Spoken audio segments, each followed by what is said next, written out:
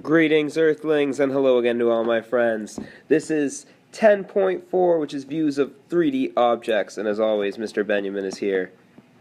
Oh, my name's not going to fit there. Inside the house, it's okay. Happy face, smiling, happy to be here. We've talked about nets, which are objects that well, not objects, but they are shapes. When you fold them, give you objects. For example, this net here would give you a cube. You can draw that out and see it, no problem. We've talked about cube structures. I'll draw that up here. No, that looks horrible. I'm going to draw it again, or write it again. Cube structures and their viewpoints. So it could look something like that from the front or the side, etc., etc., etc. But now we're looking at 3D objects. And what does 3D mean? Well, 3D is three-dimensional, right? So you can see this pyramid here. You can see this house here. These are 3D objects, right? And you can see this not brown car here. Not brown. Because brown cars don't exist. Right? Not brown. But you can see that these are all different objects. And they are all in 3 dimensions. And we can draw viewpoints for each one of them. So our learning goals is to recognize and sketch the top, front, and side views of 3D objects. So just like when we had our cube structures, let me draw one out really quickly. This is my go-to cube structure because it's the only one I can draw really. And even sometimes I can't even draw it properly. Okay, that's the best that's going to be. If we looked at the front, side, and top. I should really write that in a different color, but that's okay. If we were looking at the front of this, front being here and here, we would see 4 squares. But because there's a change in depth, we have to show that. This is all review from our last video. If we were looking at the side, let's make the side green. The side would just be like a backwards L, right? No change in depth, just those 3 cubes, or 3 squares. And the top section, which is up here, we would again have our 4 squares. And I apologize if you can't see this part, but because of the change in depth right here, we need to have that thicker line. So this doesn't change when we go to 3D objects. We still need to maintain all of these rules. We're going to do a few examples. First, we're going to look at this house. I'm going to leave the top to the end because it's kind of difficult to envision. We're going to look at the front. The front of the house is right here. Correct me if I'm wrong on that, but I think that's the front of the house. Now, if I were to draw the front of that house, I have my triangle on top, and I have my square underneath. Now, I don't even need to separate those. I can just keep that all as one shape, because that's what the front of that house looks like.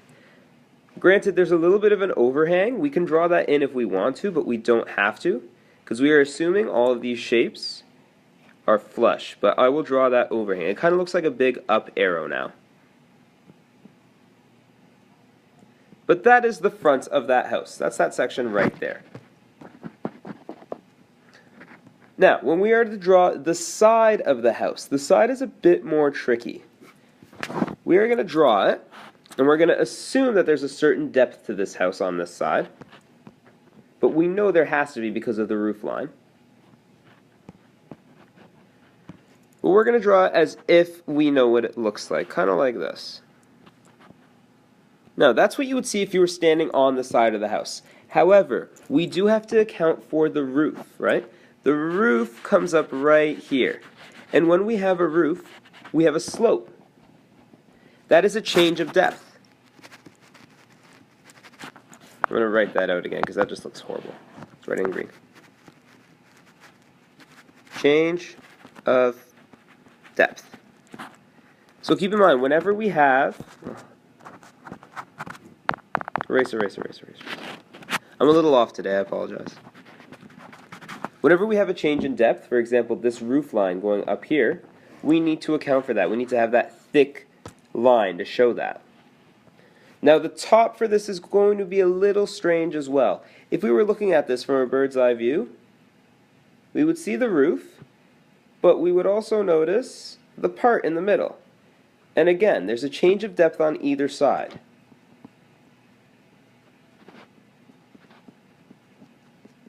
And that makes sense because the roof has to have water flowing down on either side.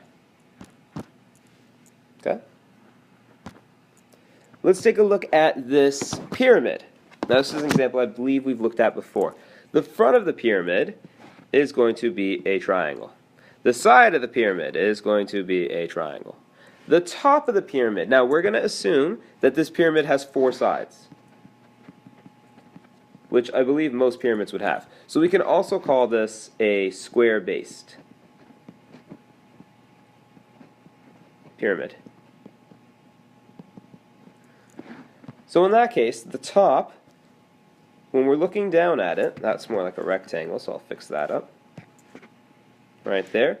We're going to see all sides come to a point.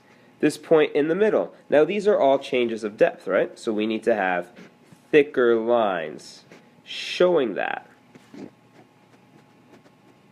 That last one's a little too thick. It's a bit better. Change of depth. I'm definitely missing a letter in there. Depth. There you go. So now I will give you your try this. You are to draw the top, front, and side views for this not brown car, because brown cars don't exist. This one might be a little tricky, but I want you to give your best idea. So, top, front, and side views of that car. Do your best. Now, for side, very, very generic. Ooh, look at that, it's a car. It's got 2 wheels. Okay, something like that. Doesn't have to be too in-depth. And as always, we say thank you with our smiley face, and we hope you have a great day.